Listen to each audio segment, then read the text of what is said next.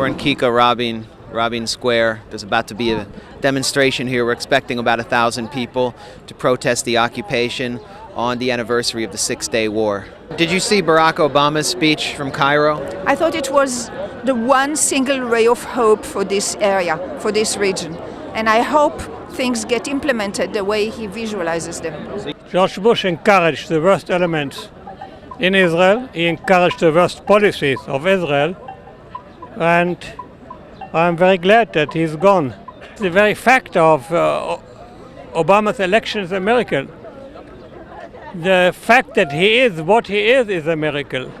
Do you know who Benjamin Netanyahu is? Who? Benjamin Yahoo? The speech was inspiring.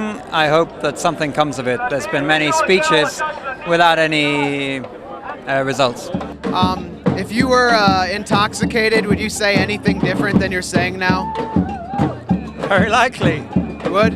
I probably would say certain things a little more strongly than I would say them unintoxicated. But your opinions would be the same, though, wouldn't they? Yes. סומכים עליו, בונים עליו. אובמה, הוא תקוותנו. Loved it. It's great. It's really fantastic. I didn't actually see it, but he's a good guy. Excellent. Absolutely. He must save us from ourselves. He's talking beautifully, but we are waiting real pressure.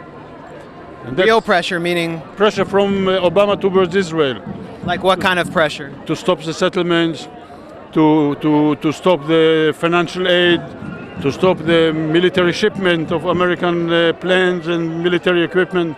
That's what we are waiting. This is a Barack Obama t-shirt. You're Israeli. Yes, What did you think of his speech? magnificent, unbelievable. I think it's going to be very hard to make two-state solution. So it's very easy to say two-state solution. It's very hard to do it. It's almost like impossible. And he's Anymore. not going to do it alone. For He sure. can't do it. It's up to Can't. Israelis to do it. I don't think it's so easy because Israel will try to play with all its bag of tricks, all its with all the extortion tactics of the AIPAC and everything. But and maybe they'll start a war to divert the effort, sidetrack everything. But I think Obama has.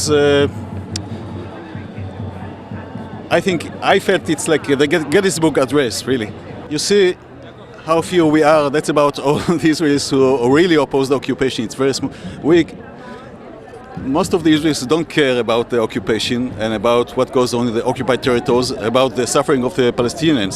I think it must come from the pressure must come from the outside. I think it's the duty of the international community to act now. From here, there's not enough. I can't just look about what he said about Israel and Palestine, but his whole persona, his whole way of being, is about a world that I would like to live in. The majority of Israelis, they all say we want peace, but I want a piece of this. We have peace of a few Bintustanim. Well, that was sort of a peace, but that to recognize the Palestinians as a people with full human rights, equal to our human rights, which means that we give up stuff that very, very few agree. And yes, he has to take a big stick and kick Israel in the butt. I'm an Israeli, 54 years. I came to one country, it did a 180-degree flip and became the antithesis. So I'm waiting for a big stick that will push us back to where we were. The real interests of the United States and Israel are identical. We need peace. We want peace. We want a new Middle East in which Arabs and Israelis can live together and work together, and the Palestinian state will live next, side by side with Israel, in close cooperation with Israel, and I'm quite sure that I'll see this in my lifetime. And I'm 85 years old, so must come quite soon.